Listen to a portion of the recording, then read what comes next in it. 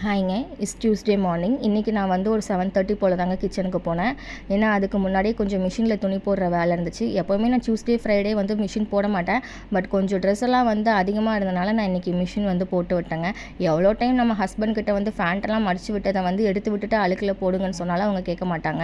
நம்ம துணி போடுறப்ப நம்மளாக தாங்க எடுத்து விடணும். அதே மாதிரி பசங்களும் சரி ஹஸ்பண்டும் சரி ஒர்க் முடிஞ்சு வந்தோன்னா ஸ்கூல் முடிஞ்சு வந்தோன்னா டிஃபன் பாக்ஸை வந்து சிங்கில் போடுங்கன்னா கேட்க மாட்டாங்க. அந்த ஆன் த வேல தான் எப்போயுமே போடுவாங்க.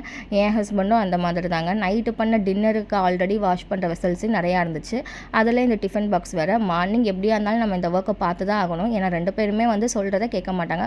ஒரு 2 டேஸ் ஃபாலோ பண்ணுவாங்க. அப்புறம் எப்பயும் போல தான் இப்படி இருப்பாங்க. இன்றைக்கி நான் காலையில் வந்து டீ தாங்க வச்சேன். ஹஸ்பண்ட் வந்து இன்றைக்கி டீ கேட்டாருன்னு டீ. அவருக்கு ஏலக்காய் டீ தான் பிடிக்குங்கனால நான் எப்போயுமே டீ வச்சா ஏலக்காய் டீ தாங்க. இன்றைக்கி லஞ்ச் மெனு சிம்பிள் தாங்க. பீட்ரூட் ரைஸு, பீட்ரூட் பொரியல் பண்ணி சாதம் வடித்து மிக்ஸ் பண்ணி கொடுத்துட்டேன். நான் சம்டைம்ஸ் டைம் இல்லைன்னா குக்கரில் வைப்பேங்க. டைம் இருந்தால் சாதத்தை வடிச்சிடுவேன்.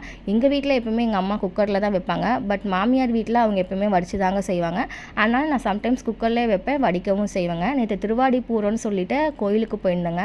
அம்மனுக்கு எல்லோரும் வளையல் வாங்கி கொடுத்தாங்க, நானும் வாங்கி கொடுத்தேங்க. அப்போ வந்து ஐயர் அங்கே இருக்கிற வளையலை வந்து எனக்கும் ஒரு செட்டு கொடுத்தாருங்க. அதை நான் பூஜை செட்டில் வச்சுருந்தேன். இன்றைக்கி மார்னிங் அந்த வளையலை வந்து என் ஹஸ்பண்ட் கையால் நான் போட்டுக்கிட்டேங்க. அது ஒரு சின்ன ஒரு சென்டிமெண்ட்டாக இருந்துச்சு.